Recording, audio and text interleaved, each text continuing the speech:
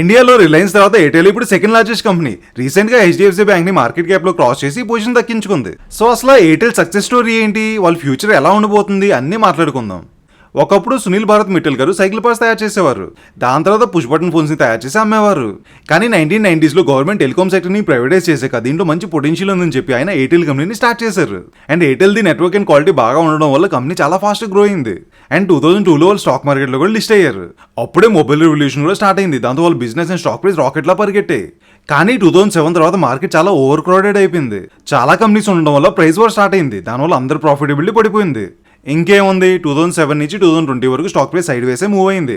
అప్పుడు వచ్చింది Jio. Free calls and free internet దెబ్బకి జనాలు మతిపోయింది. జియో రాకముందు ఎయిర్టెల్ ఏఆర్పీ అంటే average revenue per user almost 200 rupees దగ్గర ఉండేది. కానీ జియో వచ్చాక 2018లో అది ఆల్మోస్ట్ సకానికి పడిపోయింది. ఎయిర్టెల్ ఫుల్ లాసెస్లోకి వెళ్ళిపోయింది. ఐడియా, వోడాఫోన్ మర్జ్ అయిపోయాయి. ఇంకా మిగతా చాలా కంపెనీస్ అయితే మూతపడిపోయాయి. ఆల్రెడీ నిండా మూలిన టెలికాం కంపెనీస్కి కొత్త తలనొప్పి స్టార్ట్ అయింది. అదే ఏజిఆర్ డ్యూస్ ఇష్యూ. 1999 నుంచి నాన్ టెలికాం ఎర్నింగ్స్ పైన కూడా ట్యాక్స్ కట్టాలని గవర్నమెంట్ రూల్ పెట్టింది. కానీ కంపెనీస్ ఒప్పుకోకుండా కోర్టు కేసు వేసాయి. 2003 నుంచి 2019 వరకు ట్యాక్స్ పే చేయలేదు.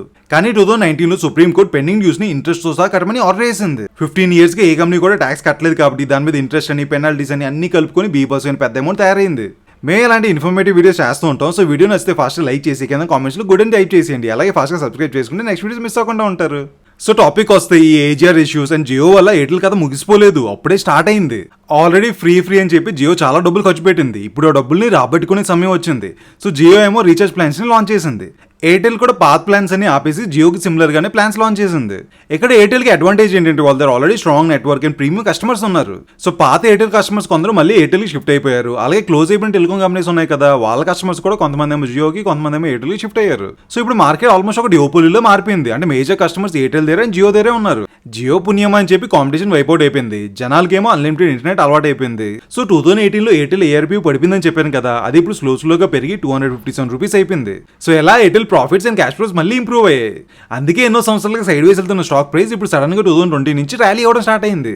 కాకపోతే అన్ని టెలికాం కంపెనీస్ ఉండే బిగ్గెస్ట్ ప్రాబ్లం ఏంటంటే heavy debt. 5G and spectrum కోసం టెలికాం కంపెనీస్ లక్షల కోట్లు ఖర్చు పెట్టాలి. అండ్ ఆల్రెడీ ఎయిర్టెల్ కి చాలా డెట్ ఉంది. సో ఒకవేళ మీరు ఎయిర్టెల్ స్టాక్ లో ఇన్వెస్ట్ చేద్దాం అనుకుంటే ఈ 4 పారామీటర్స్ ని ట్రాక్ చేస్తూ ఉండండి. ఏఆర్పియు గ్రో అవుతుందా లేదా, 5G మానిటైజేషన్ ఎలా నడుస్తుంది, అప్పులు ఫ్యూచర్ లో తగ్గుతున్నాయా లేదా, వోడాఫోన్ ఐడియా సిచ్యువేషన్ ఎలా ఉంది. ఎందుకంటే వాళ్ళు గ్రో అయితే ఎయిర్టెల్ కస్టమర్స్ లాక్కుంటారు. ఇప్పుడు next telecom race already satellites మీద స్టార్ట్ అయిపోయింది. అండ్ ఒకవేళ స్టార్లింక్ ఇండియాకి వస్తే రిమోట్ ఏరియాస్ లో కూడా హై స్పీడ్ ఇంటర్నెట్ వచ్చేస్తుంది. And already Airtel and Jio Starlink తో పార్ట్నర్షిప్ చేసుకున్నాయి. సో చూడాలి ఫ్యూచర్ లో ఎయిర్టెల్ స్టార్లింక్ తో కలిపి వస్తుందా లేదా వాళ్ళు కాంపిటీషన్ గా నిలబడుతుందా అని. సో మీరేమనుకుంటున్నారు, ఎయిర్టెల్ జియో వార్లో ఎవరు గెలుస్తారు? మా కామెంట్ సెక్షన్ లో చెప్పండి. నెక్స్ట్ వీడియోలో మళ్ళీ కలుద్దాం.